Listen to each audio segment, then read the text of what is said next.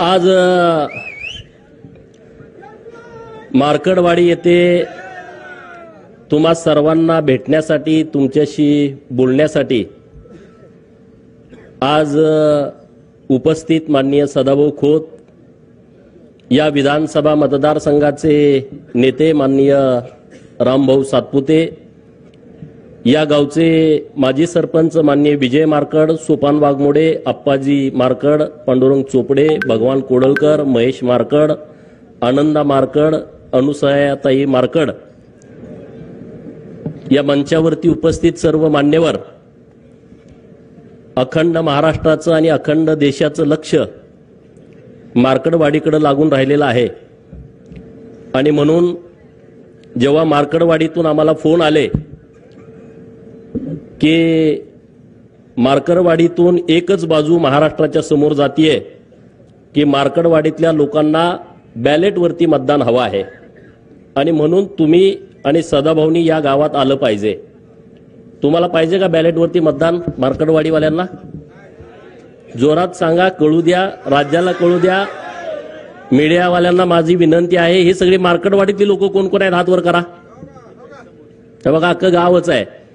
तर तुम्हाला बॅलेटवरती मतदान पाहिजे आहे का? हात वर करून सांगा, तुम्हाला बॅलेटवरती मतदान पाहिजे आहे का? जोरात सांगा, पवाराला ऐकू गेलं पाहिजे, मोठ्यानं बोला. नाही ना? ईव्हीएम वरती तुम्ही महायुतीच्या बाजूने मतदान केलंय का? कोणी कोणी केलंय हात वर करा. कोणी कोणी केलंय हात वर करा, जरा कळू द्या. हात जरा थोडा वेळ धरा. हा, आणि म्हणून आम्ही ठरवलं की मार्कडवाडी गावामध्ये गेलं पाहिजे. महाराष्ट्रामध्ये आणि देशामध्ये मार्कडवाडी पॅटर्न. आणि पहिल्यांदा पॅटर्न कुणाला दिसला? कुणाला दिसला? अरे हे माझं रक्ता मांसाचं गाव आहे, माझ्या पै पाहुण्यांचं गाव आहे, 90% इथं धनगर समाज राहतो. आणि मग माझी जबाबदारी वाढली की अरे धनगरांनाच पुढं काय केलं की म्हणजे या महाराष्ट्रातला धनगर समाज लोकशाहीच्या माध्यमातून जी निवडणूक प्रक्रिया पार पडते त्याच्या विरोधात आहे असं वातावरण करण्याचं महापाप शरद पवारांनी केलं. म्हणून आम्ही मार्कडवाडीमध्ये आज आलोय. अरे 100 शकुनी मेल्याच्या नंतर एक पवार जन्माला आलाय. 100 शकुनी मेल्याच्या नंतर एक शरद पवार जन्माला आलाय. याचं डोकं बघा की धनगर समाज हा कायदा मानत नाही, धनगर समाज हा लोकशाही मानत नाही. अरे 100 गावात या विधानसभा मतदारसंघामध्ये माझ्याच मार्कडवाडीला का पुढे केला? आणि म्हणून मी आणि सदाभाऊ इथं तुमच्या गावामध्ये आलो आहे. अरे या हिंदुस्थानातला धनगर समाज हा लोकशाहीला मानतो. या भारताच्या नवनिर्मितीमध्ये धनगरांचा सिंहाचा वाटा आहे. जी संसद भवन आज दिल्लीमध्ये डोमानं उभी आहे, जे राष्ट्रपती भवन दिल्लीमध्ये उभा आहे आणि त्या सगळ्या जमिनी आहेत त्या होळकरांच्या रायसोनी गावामध्ये उभ्या आहेत. अरे ही लोकशाही मजबूत करण्यासाठी या होळकरांचा सिंहाचा वाटा आहे. आणि म्हणून पवारांचा डाव लाथानं उधळून टाकण्यासाठी आज आम्ही तुमच्या समोर आलो आहे. बरोबर आहे की चुकीचं आहे? हा, का रे बाबा? पहिल्यांदा आम्ही राजीनामा देणार. दे की तुझ्या लेकीचा, ते लेकीचा राजीनामा. 4-5 महिन्यापूर्वी लोकसभेच्या निवडणुका झाल्या, 1 लाख 1.5 लाखांना निवडून आली आहे. दे तुझ्या त्या कर्जत जामखेडच्या नातबाचा 1100 मतांनी निवडून आलाय. दे त्या जयंत पाटलाचा, परवा आला होता ना जयंत पाटील इथं, तोंडावरती साथी आसरा घेऊन आला होता ना. दिसायला देखना राजबिंडा, तितकाच कपटी, तितकाच नीच, तितकाच जातीवादी. दे ना त्याचा राजीनामा. या तिघांचा राजीनामा द्या आणि हे ईव्हीएमचं आंदोलन सुरू करा. आणि राहुल गांधींनी त्यांनी स्वतःचा आणि त्याच्या बहिणीचा देऊ दे ना राजीनामा आणि मग ह्या आंदोलनामध्ये येऊ दे ना. बरोबर आहे की चुकीचं आहे? बरोबर आहे काय चुकीचं आहे? अरे एका आमच्या आनंदराव देवकाते साहेबांनी राजीनामा दिला, अजूनपर्यंत त्या घराला आमदारकी मिळाली नाही. मिळाली का सांगा? मिळाली? तुम्ही बळीचे बकरी आम्हाला करता. अरे तुम्ही व्हा ना, तुम्हाला बिरोबाला कापतो ना आम्ही माजलेल्यांना. बरोबर ना? आपण बिरोबाला कुणाला कापतो? बोकाड. ते कुठलं बोकाड कापतो? 10-12 बोकड आपल्याकडे असतात, कुणाला कापतो? बकरी आपल्याकडे 100 असतात, पण त्यातल्या एकालाच का कापतो? कारण ते माजलेलं असतं.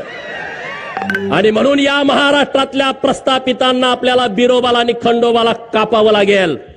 कापायचं की नाही कापायचं? आज महाराष्ट्रामध्ये आणि देशामध्ये निवडणुका झाल्या, ईव्हीएमच्या नावानं तुम्ही आता गळा काढताय. सदाभाऊनी त्यांच्या भाषेत तुम्हाला सांगितलं, अरे बाबानो, ही ईव्हीएम आलंय कधी? तुम्ही त्याच्यानंतर 2 वेळा केंद्रामध्ये सत्ता भोगली. 2009ला हे शरदचंद्रजी पवार या माढा लोकसभा मतदारसंघातून ईव्हीएम वरती निवडून गेले की नाही गेले सांगा? 5 वर्ष तुमचे प्रतिनिधी होते. तुमच्या गावात किती वेळा आलते? मार्कडवाडीमध्ये किती वेळा आलते? जरा जोरात कळू द्या. म्हणजे संधी साधायचा असला का हा माणूस कुठे येतो बघा. तुमचा प्रतिनिधी होता तेव्हा हा माणूस तुमच्या गावात आला नाही, एकदा पण आला नाही. अरे तुमच्याच गावात काय, या माढा लोकसभा मतदारसंघामध्ये शेकडो गावात हे कधी गेले नाहीत आले. याला तुमचं काही देणं घेणं नाही आहे. यांचं कसं आहे, आमच्याच कोंबड्यानं बाग दिली पाहिजे आणि मगच उजाडलं पाहिजे. हा जो गेल्या 50 वर्षापासूनचा प्रयोग सुरू आहे, तो प्रयोग आता त्यांचा कोंबडा देवाभाऊनी कापून खाल्लेला आहे. बरोबर? त्यांचा आता कोंबडा ओरडू शकत नाही आणि त्यामुळे त्यांच्या तळपायाची आग मस्तकात गेलेली आहे. आणि म्हणून ठरवलं की आपल्या लोकांशी जाऊन बोललं पाहिजे. समोर जे आंदोलन करतायत त्याही भावांना माझी विनंती आहे, अरे तुम्ही चुकीचा पायंडा पाडायला लागलाय. कुणासाठी तुम्ही आंदोलन करताय? कसलं आंदोलन करताय? अरे जर समाजाचं आंदोलन असतं, आम्ही सरकारचा विचार केला नसता, आम्ही तुमच्या बाजूने ठामपणे उभं राहिला असतो.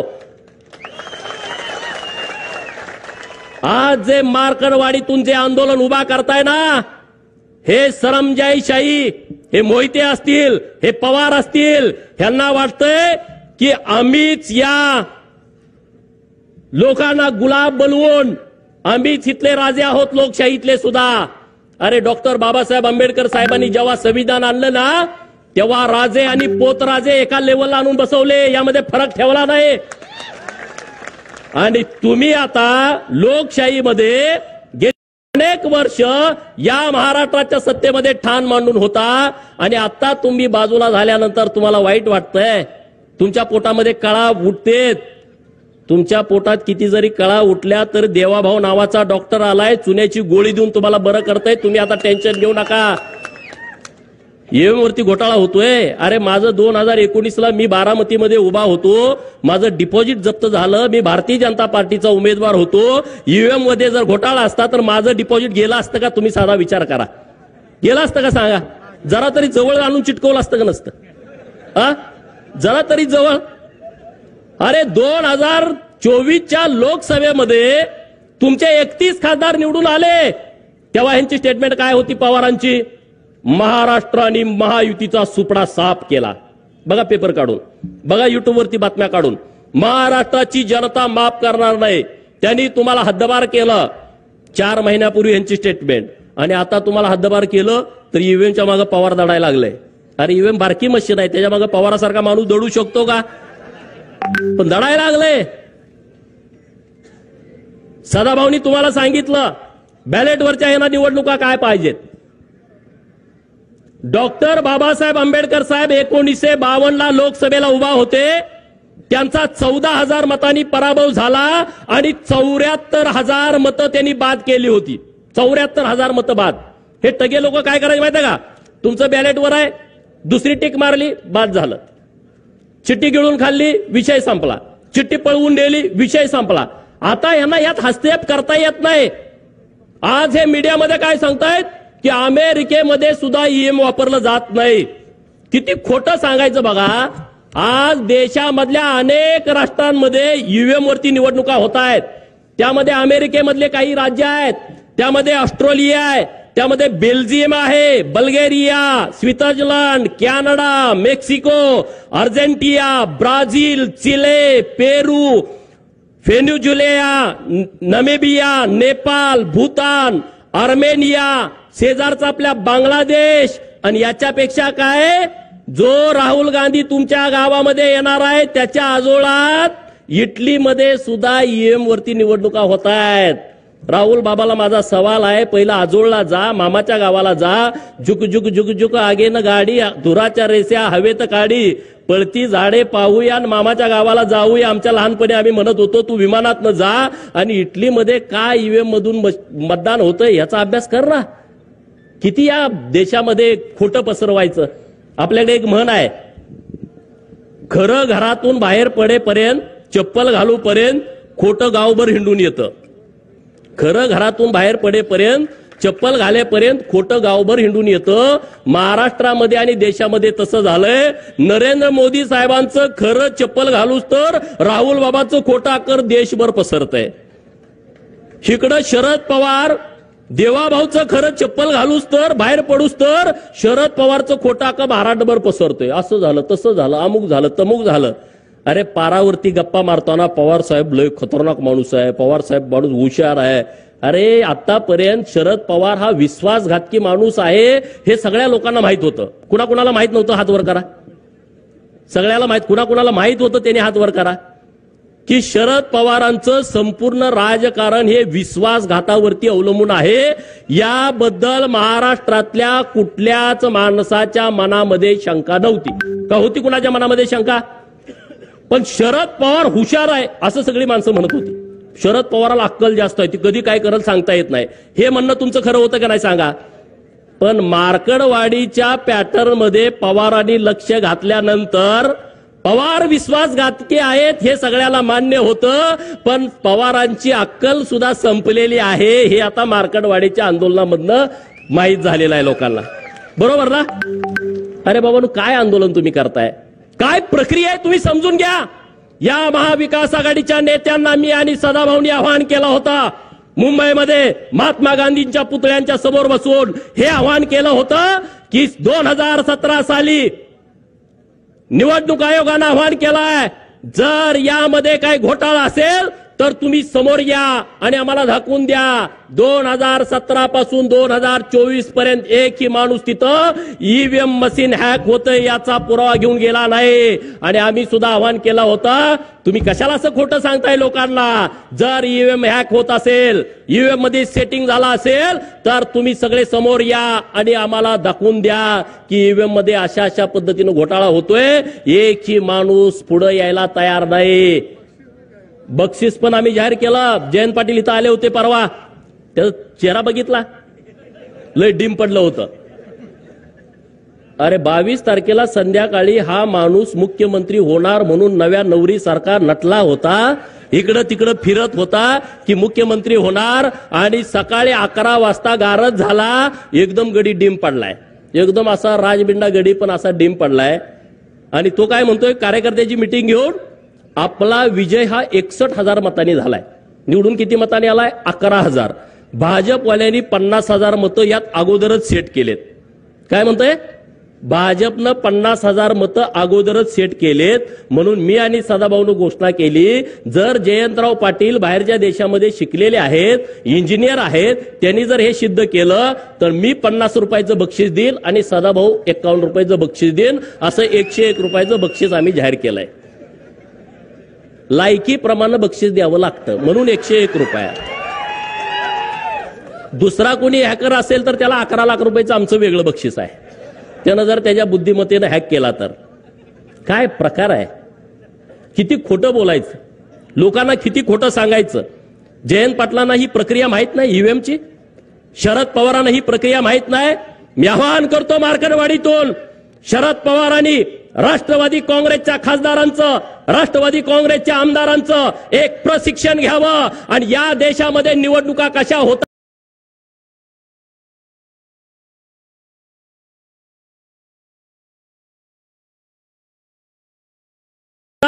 त्याचं प्रशिक्षण पहिल्यांदा त्यांना द्यावं. आणि मग महाराष्ट्राच्या विधानसभेची निवडणूक झाल्यानंतर तुम्ही मार्कडवाडीमध्ये बॅलेट वरती मतदान घेण्याचा आग्रह करताय, म्हणजे तुम्ही कायदा मानत नाही, म्हणजे तुम्ही संविधानाला मानत नाही. शरद पवाराचा हम करे सो कायदा सुरू आहे, ते देशामध्ये संविधानाला मानत नाहीत. अरे साधं गणित आहे. लोकप्रतिनिधी अधिनियम आहे 1951, कलम 19A, कलम 20 आणि कलम 20A काय म्हणताय की या देशामध्ये निवडणूक घेण्याचा अधिकार फक्त इलेक्शन कमिशन ऑफ इंडियाला आहे किंवा त्यांच्या लोकांना आहे. याच्या व्यतिरिक्त दुसरा माणूस निवडणूक घेऊ शकत नाही. म्हणजे दुसऱ्या त्यांच्या मशिनरीला म्हणजे कोणाला कलेक्टरना लोकसभेची निवडणूक, प्रांतांना विधानसभेची निवडणूक, बीडीओ आणि तहसीलदारांना पंचायत समिती आणि जिल्हा परिषदची निवडणूक घेण्याचा अधिकार आहे. दुसऱ्या कुठल्याही माणसाला ही निवडणूक घेता येत नाही. एवढं साधं जर शरद पवारांना कळत नसेल तर एवढा इतके वर्ष महाराष्ट्र यांच्या ताब्यात होता, मग ह्यांनी राख रांगोळी महाराष्ट्राची केली का नाही केली सांगा तुम्ही. एवढं जर यांना कळत नसेल हे समजून सांगा गावातल्या लोकांना. निवडणुकीच्या अगोदर FLC केली जाते, फर्स्ट लेवल चेकिंग. FLC म्हणजे काय आहे? त्या ज्या सगळ्या ईव्हीएमच्या मसनी आहेत ना, त्या मसनी सोलापुरात, त्या मसनी सांगलीत, त्या मसनी साताऱ्यात, त्या पुण्यात जिल्ह्याच्या ठिकाणी असतात गोडाऊन मध्ये. तिथं प्रत्येक पक्षाचा प्रतिनिधीला बोलवलं जातं. भाजपा, राष्ट्रवादी, शिवसेना, उद्धव सेना, शरद पवारची राष्ट्रवादी, काँग्रेस, छोटे पक्ष, बसपा असेल, माकप असेल, सेकाप असेल, रासप असेल, रिपाई असेल, रयत संघटना असेल, या सगळ्या पक्षाच्या प्रतिनिधीला बोलावलं जातं आणि तिथं फर्स्ट लेवल चेकिंग केलं जातं. म्हणजे काय केलं जातं? तुमच्या विधानसभा मतदारसंघामध्ये जेवढ्या मसनी आहेत, जेवढे बूथ आहेत, त्या मसनीपैकी 1% मशीनवरती 1200 मतदान पोलिंग करून घेतली जातात. किती? 1200 मतदान तुमच्या समोर. आणि मग ते चेक केलं जातं हे 1200 मतदान पडले का. परत 2% मसनी त्यातल्या घेतल्या जातात, त्यामध्ये 1000 मतदान चेक केलं जातं. 1000 वेळा मतदान द्यायचं आणि ते चेक करायचं त्यालाच दिलंय का. आणि मग तिसऱ्या वेळा परत 2%, त्यामध्ये 500 मतदान द्यायचं. हे 2%, 2% आणि 1%, 5% झालं. आणि राहिलेल्या सगळ्या मसनीवरती एका मशीनमध्ये 16 उमेदवार असतात, त्या प्रत्येक मसनीवरती 6 प्रत्येक उमेदवाराला मतदान द्यायचं आणि ते चेक करायचं. हे चेक त्यांच्या समोर करायचं आणि त्यांनी सह्या करायच्या सगळ्या प्रतिनिधींनी. आणि मग जेव्हा ही मशीन आपल्या गावात येते ना बूथवरती, तिथं आल्यानंतर आपल्या सगळे आपण मतदान प्रतिनिधी असतो, त्यांच्या समोर प्रत्येक मशीनवरती 50 मतदान करून घ्यायचं. किती? येड्यात कुणाला काढताय? अरे आमचा मेंढका सुद्धा हुशार झाला पवाराच्या पार्टीच्या लोकांनो. मेंढक्याला सुद्धा अक्कल आली. अरे उद्या आमचा मेंढका जर आमदार झाला तर तुमच्यापेक्षा चांगलं काम करू शकतो. पण तुम्ही लोकांची दिशाभूल करताय, लोकांना फसवताय, लोकांना खोटं सांगताय. पवारांना माझं आव्हान आहे, मार्कडवाडी पॅटर्न पवारांना का जवळचा वाटतोय. मी मीडियामध्ये पण सांगितलं, पवारांना अट्रॅक्शन मार्कडवाडीचं का आलं, राहुल गांधींना अट्रॅक्शन मार्कडवाडीचं का येत आहे, तर त्याचं कारण मित्रांनो वेगळं आहे. नानाभाऊ आपले यायला लागलेत पाणी करायला. त्यांचं काय वेगळं गणित आहे की या देशातली जनता नरेंद्र मोदी साहेबांना परत 2029ला पंतप्रधान करणार आहे. तुमचं काय मत आहे? तुमचं काय मत आहे? हे लोकमत आहे, बरोबर की नाही बरोबर? नरेंद्र मोदी साहेब परत 2029ला पंतप्रधान होणार आहेत. आता देवाभाऊ 5 वर्षासाठी महाराष्ट्रात मुख्यमंत्री झाले. किती जरी तुम्हाला वाईट वाटलं तर आता त्याला नाइलाज आहे. पवारांच्या पार्टीचं जातीवाद्यांचं म्हणणं काय होतं महाराष्ट्रातल्या माहित आहे का? महाराष्ट्रात महायुतीचं सरकार यायला नाही पाहिजे. बघा पहिली यांची इच्छा मोहितेंची काय, महाराष्ट्रात महायुतीचं सरकार नाही आलं पाहिजे. महाराष्ट्रात जर महायुतीचं सरकार आलं तर भाजपचा मुख्यमंत्री झाला नाही पाहिजे. दुसरी इच्छा. तिसरी इच्छा काय, जर भाजपचा मुख्यमंत्री झाला तर देवाभाऊ झाला नाही पाहिजे. अरे आमचा मसोबा, बिरोबा, खंडोबा, धुळोबा, मकुबाई, नीनाबाई ही सगळे आमचे देव जागे आहेत रे. तिथला बहुजन जागा आहे गावगाड्यातला. गावगाड्यातल्या लोकांनी डोळं उडून बघितलं की बाबानो हे देवाभाऊच का लागतंय, नरेंद्र मोदी साहेब का पाहिजे. ईव्हीएम हॅक केली, ईव्हीएम हॅक केली. होय ईव्हीएम हॅक केली दिवाण सर, पण कुणी केली? लाडक्या बहिणीने हॅक केली. 1500 रुपये माझ्या बहिणीला दिले. सुप्रिया सुळे काय म्हणाल्या, 1500 रुपयात काय होतंय? बातमी बघितली होती ना टीव्हीवरती.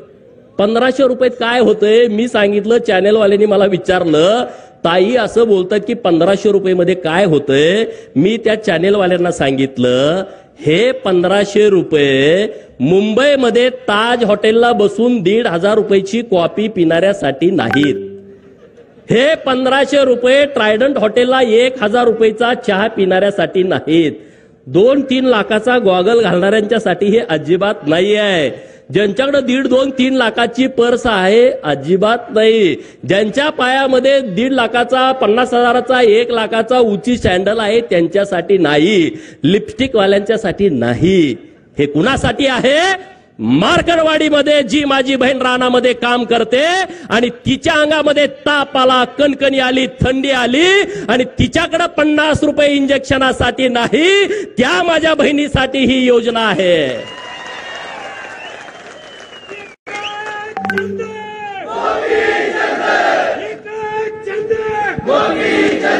दुपारची शाळा सुटल्यानंतर पोरग पळत पळत पळत येतंय, आई आई आई मला 10 रुपये पाहिजेत आईस्क्रीम घ्यायला. आणि जेव्हा आई घरामध्ये जाते, डब्यामध्ये बघते, गाडग्यामध्ये बघते, चुलीजवळ बघते, तिच्याकडे 10 रुपये नाहीत आणि म्हणून तिच्या डोळ्यात पाणी येतंय की मी माझ्या लाडक्या पोराच्या हातामध्ये खाऊसाठी 10 रुपये देऊ शकत नाही. त्या लाडक्या बहिणीसाठी ही आमची योजना आहे. आणि म्हणून महाराष्ट्रातल्या लाडक्या बहिणीनं ही ईव्हीएम मशीन हॅक केली. या महाराष्ट्रातल्या ओबीसीनं 346 जाती असणाऱ्या ओबीसीनं, भटक्या विमुक्तानं, या महाराष्ट्रातल्या लोकांनी ईव्हीएम मशीन हॅक केली. सगळी मतं ही महायुतीच्या बाजूने दिली. या महाराष्ट्रातला गरीब मराठा ताकदीनं देवाभाऊंच्या पाठीमागे उभा राहिला, त्यानं ही मशीन हॅक केली. मित्रांनो, गावातल्या कोतवालाला जाऊन भेटा. 7,500 पगार वाढवला, परत 10% वाढवला. कोतवालाचं गावात संबंध किती असते तुम्हाला माहित आहे? कोतवालाच्या पुढे कोण जाते का? नाहीतर उतारा उलटा पालटा करून टाकते. या महाराष्ट्रातल्या कोतवालांचा 7,500 पगार वाढवला. त्या कोतवालांनी आमच्या बाजूने मतदान केलं, त्यांनी ईव्हीएम मशीन हॅक केली. गावातल्या पोलीस पाटील इथं कोण आहे का? पोलीस पाटील 8,500 मानधन वाढवलं या महाराष्ट्रातल्या पोलीस पाटलांचं. मग police Patil EVM machine hack करायचं सोडल का सांगा? 5 वर्ष आंदोलन करत आम्हाला हे द्या आम्हाला द्या, कुणी काय दिलं नाही. देवाभाऊनी 8,500 वाढवून टाकले. पोलीस पाटलाला पै पाहुणे नातेवाईक असते की नाही? पाटील गावात रुबाबदार असते, दिलं नसते काम पाटलाचं. पाटलाच्या नातेवाईकांनी मशीन हॅक करून टाकली. सगळे महायुतीच्या बाजूने मतदान करून टाकलं की नाही टाकलं सांगा? होमगार्ड पोरं आंदोलन करतेत, 180 दिवस आम्हाला काम द्या आणि आमच्या मानधनात दुप्पट वाढ करा. कधीच कुणी केली नाही. देवाभाऊने केली, दुप्पट वाढ करून टाकली. पोलीस ड्रेसमध्ये असणारा माझा होमगार्ड भाऊ खुश झाला, त्यानं ईव्हीएम मशीन हॅक केली. 1 रुपयामध्ये विमा. त्या द्राक्ष बागायतदार शेतकऱ्याला विचारा, त्या डाळिंब बागायतदार शेतकऱ्याला विचारा, त्या ऊसवाल्याला विचारा, त्या कापूसवाल्याला विचारा. 1 रुपयामध्ये विमा. अरे शेतकरी खुश झाला. 0 लाईट बिल, शेतकरी खुश झाला. मी विचारलं शेतकऱ्यांना प्रचाराला गेल्यावर, किती वीज बिल होतं तुमचं? म्हणला 5 लाख. घेतल्यापासून भरलंच नाही. 3 लाख, 2 लाख. मग तो काय पवारच्या बाजून मतदान करेल का? सांगा ना. ज्याचं लाईट बिल 3 लाख, 4 लाख, 5 लाख माफ झालं, तो पवारांच्या बाजूने मतदान करेल का? नाही करणार. त्यानं ईव्हीएम मशीन हॅक केली. ही बोंबलत सुटले ईव्हीएम मशीनच्या नावानं. ह्या लोकांनी मशीन हॅक केली. मित्रांनो, या राज्यामध्ये पहिल्यांदा मेंढपाळाला चराई भत्ता द्यायचा निर्णय सरकारनं घेतलाय. जातोय ना मेंढराकडं, फॉरेस्टवाला म्हणतोय तुला येऊ देत नाही. म्हणलं राहू दे, येऊ देत नाही तर पैसे दे रान घ्यायला. आणि सरकारनं निर्णय केला, एका मेंढपाळाला एका महिन्याला 6,000 रुपये, 4 महिन्याचे 24,000 रुपये. त्या मेंढक्यानं ईव्हीएम मशीन हॅक केली. महाराजा यशवंतराव होळकर महामेश योजना आली आहे, त्या मेंढक्याला त्याचा लाभ होतोय. त्यानं तुमची ईव्हीएम मशीन हॅक केली आहे. या महाराष्ट्रातल्या गरीबाची पोरं प्रत्येक जिल्ह्याला 100 मुलं मराठा समाजाची, 100 मुली मराठा समाजाच्या हॉस्टेलला राहत आहेत. 100 मुलं ओबीसीची, 100 मुलं ओबीसीच्या मुली. त्या हॉस्टेल चालू केली. त्यांच्या आई वडिलांनी ईव्हीएम मशीन हॅक केली आहे. ही ईव्हीएम मशीन त्यांनी हॅक केलेली आहे. या महाराष्ट्रातल्या सगळ्या मुलींचं उच्च शिक्षण सरकारनं मोफत केलं. मेडिकलचं, इंजिनिअरिंगचं, B.Pharm, त्या मुलीच्या आई वडिलांनी, आजोबांनी, पंजोबांनी ही ईव्हीएम मशीन हॅक केली की नाही सांगा? या देशातल्याने महाराष्ट्रातली 73 मंदिरं आपल्या सरकारच्या माध्यमातून 60 वर्षाच्या वरचे जे आपले आई वडील आहेत त्यांच्यासाठी मोफत दर्शन सुरू केलं आहे। केदारनाथला जावा, अमरनाथला जावा, तुम्ही कुठेही जा, काशीला जावा, हे सगळं त्या भाविकांनी मशीन हॅक केली आहे। 50% सूट घेऊन ज्या भगिनीनं एसटीचा प्रवास केलाय, कुणी कुणी केलाय प्रवास 50% सूट मध्ये, हे काय माझ्या सगळ्या बहिणी आहेत, या बहिणींनी ती मशीन हॅक केलेली आहे। महाज्योतीच्या माध्यमातून या महाराष्ट्रातल्या ओबीसींची हजारो पोरं तहसीलदार झाली, प्रांत झाली, पीएसआय झाली, डीवायएसपी झाली, कलेक्टर झाली, एसपी झाली। त्या बहुजनांच्या पोरानं, ओबीसीच्या पोराच्या आई वडिलांनी मशीन हॅक केलेली आहे। 22 पोरं महाज्योतीच्या माध्यमातून वैमानिक झाली। अरे पवाराला कधी कळलं होतं का? कुंभाराचं, सोनाराचं, सुताराचं, लोहाराचं पोरग वैमानिक झालं आणि त्याचा सगळा खर्च माझ्या सरकारनं महाज्योतीच्या माध्यमातून भरलाय। त्याच्या पै पाहुण्याने ही मशीन हॅक केली आहे। एक सांगू का, अनेक सांगू, किती गोष्टी तुम्हाला सांगू? या सगळ्या मशीनी हॅक झालेत का नाही, हे केंद्राच्या आणि राज्याच्या योजनेतून हॅक झालेल्या आहेत। आणि त्यामुळे तुम्ही नुसत्या बोंबा मारू नका। तुम्ही किती जरी बोंबा मारल्या तर त्याचा उपयोग होणार नाही। अरे मार्करवाडीचं आंदोलन झालं, आतापर्यंत शरद पवारांनी कारखाना हायजॅक केला हे मला माहित होतं। आतापर्यंत शरद पवारांनी रयत शिक्षण संस्था हायजॅक केली हे मला माहित होतं।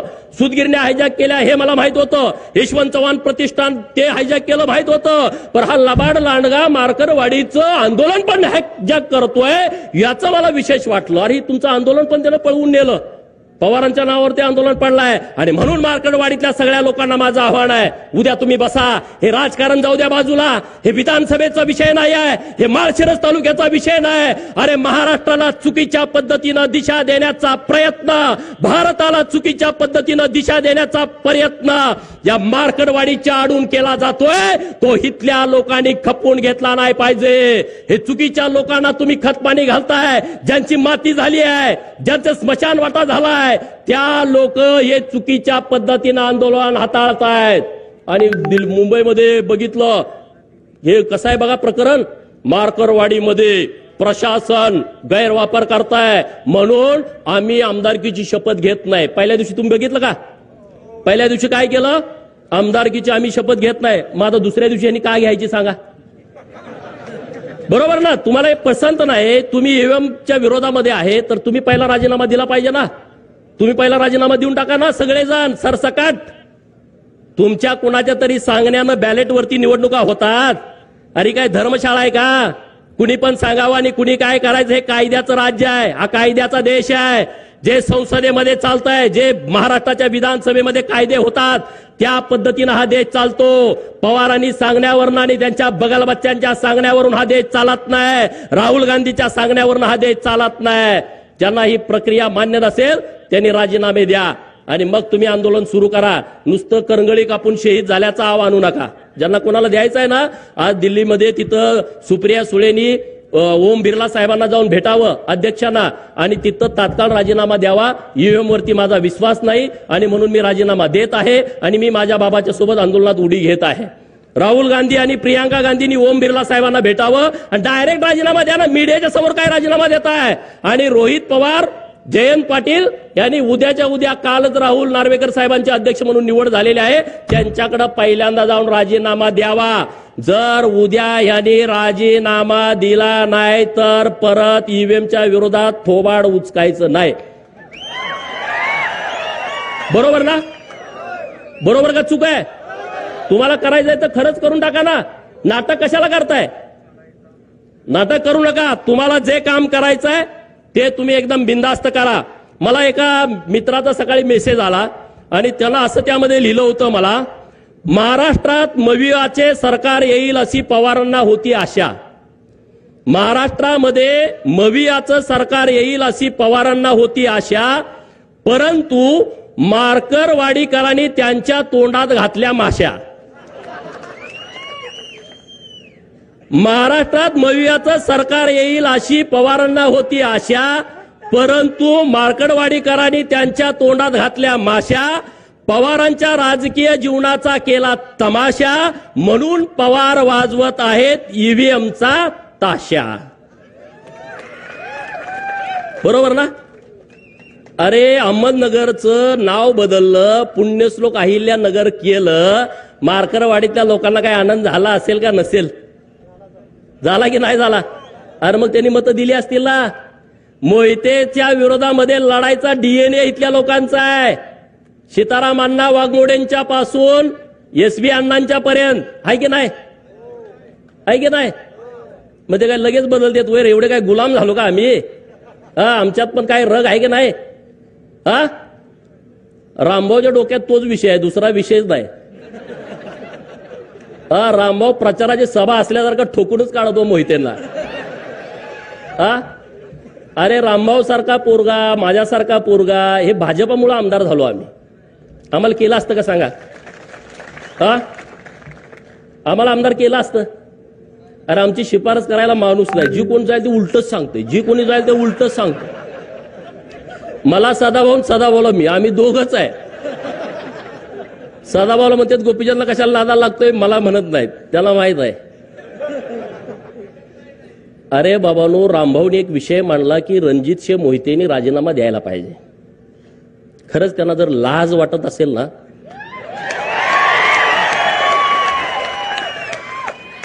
अरे आपण ज्या देवाभाऊंच्या मुळे माणसात आहोत, जेलमध्ये तुम्ही असता, त्या देवाभाऊंच्या अडचणीच्या काळामध्ये तुम्ही लोकसभेला आणि विधानसभेला विरोधामध्ये गेला. नितेश राणेंचं टाळ्या वाजवून जरा अभिनंदन करा. मी एक कहाणी तुम्हाला सांगणार आहे. नारायण राणे हा एकदम कडवा माणूस आहे, बरोबर? रगेल आहे, पोरं त्यांच्या पुढची रगेल निघालेत. परवा देवाभाऊंचा गटनेतेपदी जेव्हा निवड झाली विधिमंडळाच्या, तेव्हा सदाभाऊ त्यांच्या बाजूला मी, माझ्या बाजूला नितेश राणे, नितेश राणेच्या बाजूला रणजित मोहिते बसले होते सेंट्रल हॉलला. नितेश राणे साहेबांना ते दिसले, म्हणजे अरे तू कसं काय इथं आलायस? हे खरी परिस्थिती. अरे तुला काय लाज लज्जा वाटत नाही का? नाही, ते रामभाऊनं आमच्या खानदानाची आईवण काढली. अरे तुझे कुठं, तू खानदान सगळं जेलमध्ये असतं तुझं म्हणले. तू काय सांगतोय रे म्हणले? देवाभाऊंच्या विरोधात गेला, चाल पाहिला निघ. 4 दिवसापूर्वी गेलं ते उठूनच गेलं. आता ह्याच्यापेक्षा काय सांगायला लागतंय का? सेंट्रल हॉलमध्ये जर कॅमेरा असेल, मला माहित नाही कॅमेरा आहे का नाही तिथं, पण तिथं ते झाडलं, बाकीचे पण आमदार इकडे तिकडे कावऱ्या बावऱ्या बघायला लागले. वाघाच्या पोटी वाघ जन्माले तशी ती आहेत. ठोकून काढला. अरे म्हणले देवाभाऊ आमच्यासाठी महत्वाचा आहे, कुठलं काय काढून बसलाय, घराचं बोललं न्याचं बोलला. ही सगळी स्वप्नात होती. हे जे प्रस्थापित आहेत ना, प्रस्थापित नावाची जी जात महाराष्ट्रात आहे का नाही, त्यांच्या छाताडावरती नाचायला पाहिजे तुम्ही आम्ही सगळ्यांनी.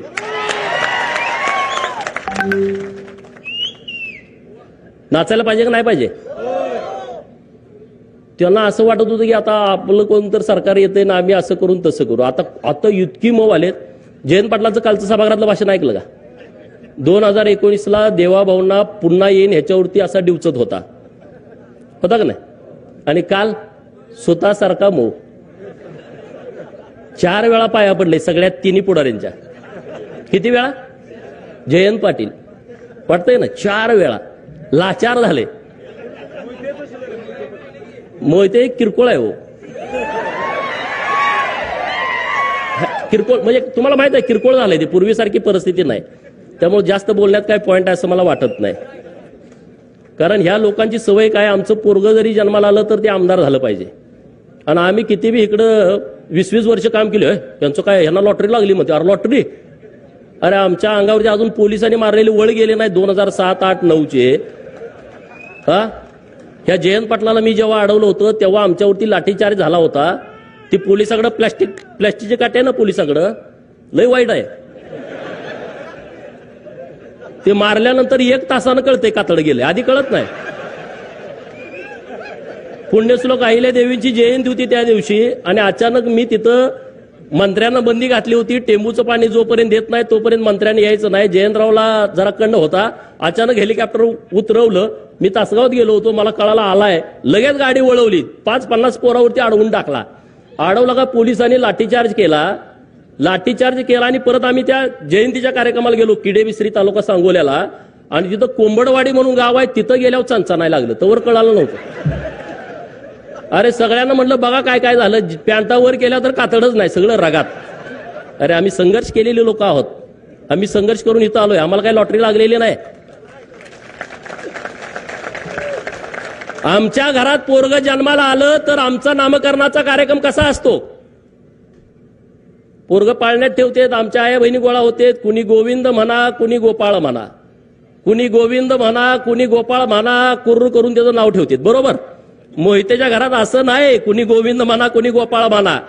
तिथं पाळण्यात ठेवल्यामुळे कुणी आमदार व्हा कुणी खासदार व्हा. काय? कुणी आमदार व्हा कुणी खासदार व्हा, कुठल्याही पार्टीत जावा, बेईमान राहावा, पण आमदार खासदार व्हा. त्यात नाही जमलं तर जिल्हा परिषदचा अध्यक्ष व्हा, जिल्हा परिषदचा सभापती व्हा, झडपीचा मेंबर व्हा, पंचायत समितीचा मेंबर व्हा, लय झालं तर मग तिथं सरपंच व्हा, पण सुट्टी देऊ नका. माझी भाजपला सुद्धा विनंती आहे, ज्यांनी गद्दारी केली आहे 2024ला आपल्या पडत्या काळामध्ये, त्यांना पायताना जवळ सुद्धा उभा करू नका. एकट्या मोहित्यांचा विषय नाही, महाराष्ट्रात ज्याने ज्याने आपला लाभ घेतला, आपला गैरफायदा घेतला, त्यामुळे तुम्ही रामभाऊ चिंता करू नका. तुमचा योग्य सन्मान भारतीय जनता पार्टीच्या माध्यमातून होईल, यासाठी मी आणि सदाभाऊ माननीय देवाभाऊंना जाऊन भेटेन, चिंता करू नका अजिबात. आणि आपण काय काळजी करायची? आपला काय बाप आमदार खासदार होता का?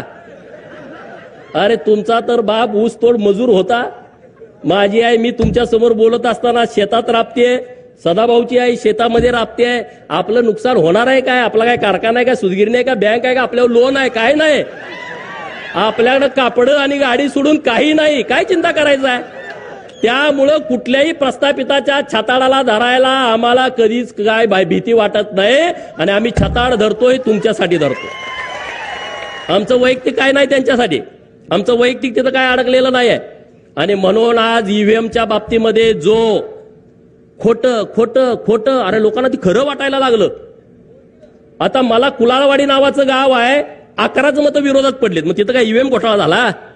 अरे मला मानणारी, भाजपला मानणारी, देवाभाऊला मानणारी लोक आहेत त्या गावातली, नुसती 11 मतं विरोधात गेली 1100 पैकी. अशी कितीतरी गाव आहेत महाराष्ट्रामध्ये, वन साइड सगळं मतदान झालेलं आहे.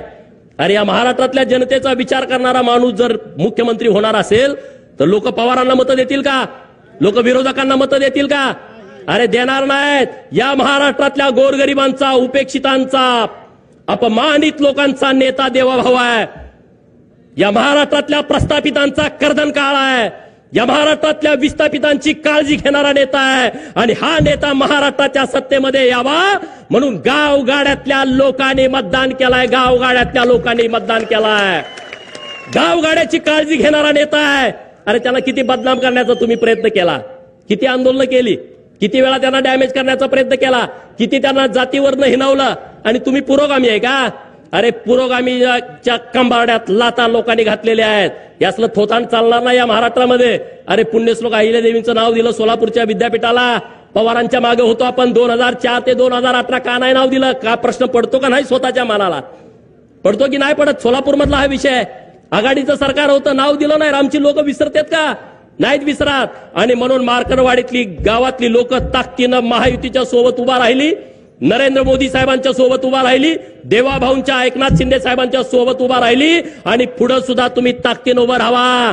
या गावाचा सर्वांगीण विकास करण्याची सर्वस्वी जबाबदारी भारतीय जनता पार्टीची आहे. रामभाऊनी जे काम केलंय आणि राहिलेलं काम करण्यासाठी आम्ही पूर्ण ताकद गावाच्या पाठीमागे उभा करू. पवारांनी काय सांगितलं म्हणे, गावागावाचा ठराव घ्या. आता कोण घेणार? अख्खं गावच हित आहे आमच्या बाजूनं, बरोबर की नाही? उद्या ठराव घ्या. शरद पवारांनी लिहा त्यामध्ये, बारामतीचे बिन चिपळ्याचे नारद मुनी शरद पवारांनी आमच्या गावामध्ये येऊन भांडणं लावण्याचा प्रयत्न केला, त्याचा आम्ही निषेध करतो. आणि हे गाव ईव्हीएम मध्ये जे मतदान केलेलं आहे ते महायुतीला आम्ही मतदान केलेलं आहे असा उद्या ठराव घ्या, सगळ्याच्या सह्या घ्या आणि त्या बारामतीला पाठवून द्या, मीडियाला सगळ्या पाठवून द्या. द्याल का? जमल का तुम्हाला? हे भिवू नका कुणाला, मी आहे ना तुमच्या बरोबर. एक छंद, एक छंद. अरे मला किती वेळा म्हणते हाणतो तोडतो मारतो, काय तोडलंय का? हे प्रस्थापित नावाची जात सगळ्यात जास्त भित्री असते, सगळ्यात भित्री. ती वापर कुणाचा करते? प्रशासनाचा. त्यांना पीआय नसला का ती लाट लाट लाट हलतय, त्यांना डीवायएसपी त्यांच्या बाजूचा नसला झोपत नाही, तहसीलदार विरोधातला आला दचकून उठतंय निम्या रात्री. हे प्रशासनावरती चालतंय. हे घाबरट लोक असतात. सदाभाऊ मी काय उगाच पुढे आलोय काय? अरे आम्ही कुणाला पण अंगावर घ्यायची आमची तयार आहे, कुणाला पण सांगा. सभागृहामध्ये काय काय वेळा 10 आमदार म्हणले बघतो, अरे बघतो काय या ना म्हणलं मी एकटाच आहे, पळतेत माघारी, पळतेत येत नसतेत. अरे तुम्ही त्या पद्धतीनं राहावा. मार्करवाडी आणि माळशिरस तालुक्यातल्या आणि महाराष्ट्रातल्या लोकांना माझी विनंती आहे, जो पवारांनी हे आंदोलन हातामध्ये घेतलाय ते आंदोलन आपल्याला मुळापासून खऱ्या रूपानं मोडीत काढायचं आहे. त्यामुळे गावागावामध्ये ठराव घ्या आणि सगळ्या मीडियामध्ये द्या. एवढंच या निमित्तानं बोलतो. मार्करवाडीतल्या सगळ्या लोकांना मनापासून धन्यवाद देतो आणि थांबतो. जय हिंद, जय महाराष्ट्र.